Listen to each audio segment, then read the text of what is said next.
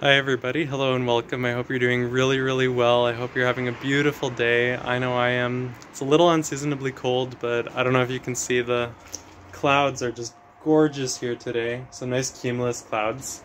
And an unrelated update, I never talk about these, but all my succulents are doing really well and my haworthias are starting to bloom, which is just so exciting to me. But that's not what I wanted to talk about today. Today I wanted to talk about Hellebores or Helleborus.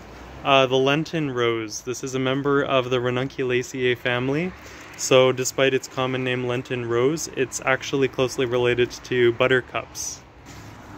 So I just picked this one up from Home Depot. I'm gonna transplant it, but I thought this would be a perfect opportunity to kind of give a little bit of basic information on this plant. So one thing to keep in mind, hellebores are all toxic. They contain alkaloids. A little piece of interesting trivia though, back in, I believe it was Crete and Cyprus and the southern Peloponnese Peninsula in Greece, they used to use the black varieties of Helleborus as treatments for paralysis. So just an interesting little fact there. Once again though, do not eat these guys. They are toxic. They have alkaloids, so you're going to want to stay away from that.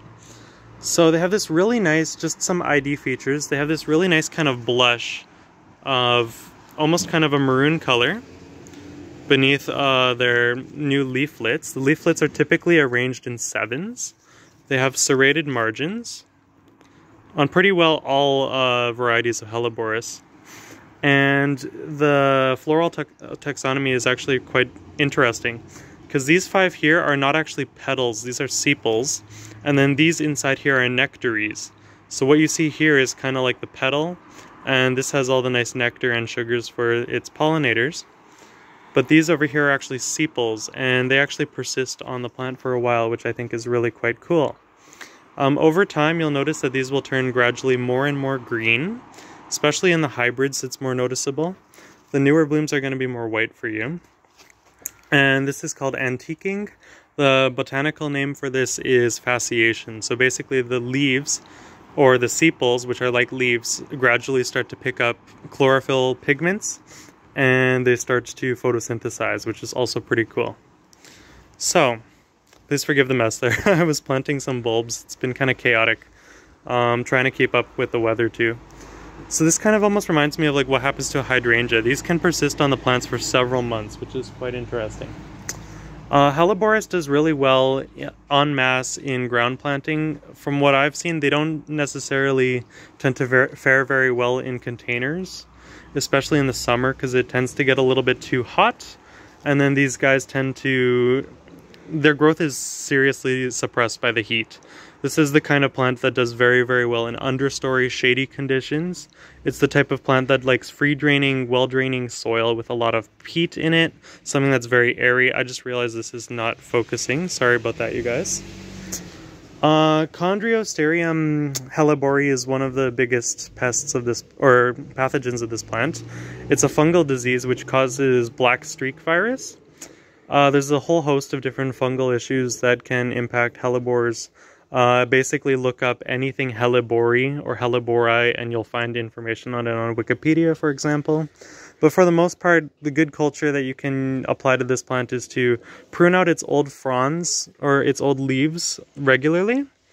It likes being mulched with a couple of inches of well-decomposed mulch kind of in the early summer, because this is the kind of plant that doesn't like to bake in the heat. Think like roses, for example. It really thrives in cooler temperatures.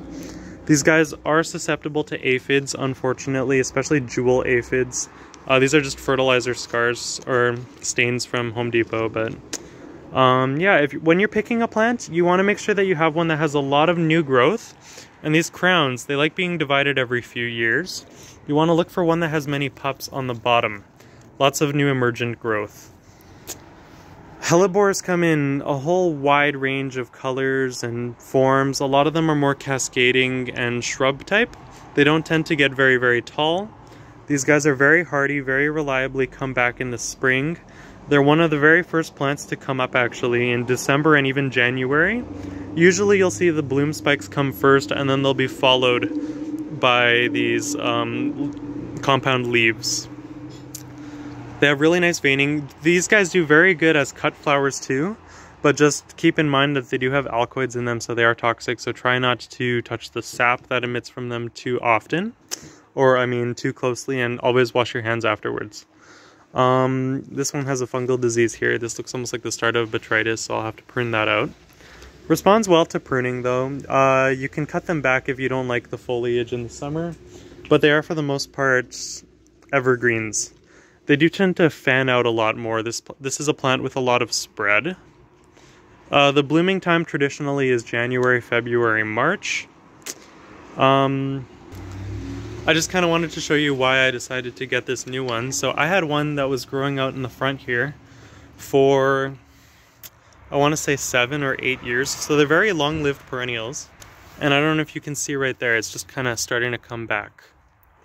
So yeah, we've had snow, and I don't know if you can see, these here are the compound leaves. They kind of droop down when it gets too cold, spread of a little over 3 feet. So these guys can definitely get pretty big. But I don't know if I covered everything that I want to cover about this plant. This is kind of an impromptu kind of random video that I'm filming here. Some of the lore behind this plant, and one of the reasons why it's referred to as Lenten rose is the story that there was this young girl in, I can't remember, it was Nazareth, and she didn't have a gift when Christ was born or something like that, so they called it like the Christmas rose, but I can't remember the etymology of it right now. Unfortunately, I'll have to put that in the description box. But these guys have a large spread all the way through Eurasia. You can find them in Myanmar, you can find these guys in China, you can find them in Tajikistan, but they really do thrive in Europe. This is a very Eurocentric plant. These plants are quite common in the wild in Crete, in parts of the Balkans, especially Macedonia, and getting into Bulgaria and Romania, that whole area of Eastern Europe, really. They have these really nice bracts too that I think are cool. They almost remind me of like an Edo peony or like a tree peony. So, a couple hallmarks of this plant: you want to keep it in dappled shade. It does not like too much sun. You want to plant them in cooler areas where they can vernalize a little over the winter and form the flower buds. You don't want to prune these off because they really remain attractively on the plant for quite some time, and they turn this really nice lime green color.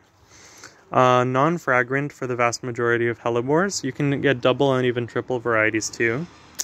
This is a plant that likes a lot of water, and then for it to drain and for it to dry out between waters. It doesn't like sitting so much in water.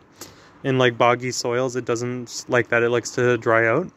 You're going to want to protect this from direct sun, especially in the summer, because it does tend to bleach the leaves a little bit. If you get yellow leaves in the bottom, usually that's just maturation of the plant. Yellow leaves on the top, most commonly you'll see nitrogen deficiency, a little bit of magnesium deficiency as well. I know these are actually susceptible to boron deficiency too.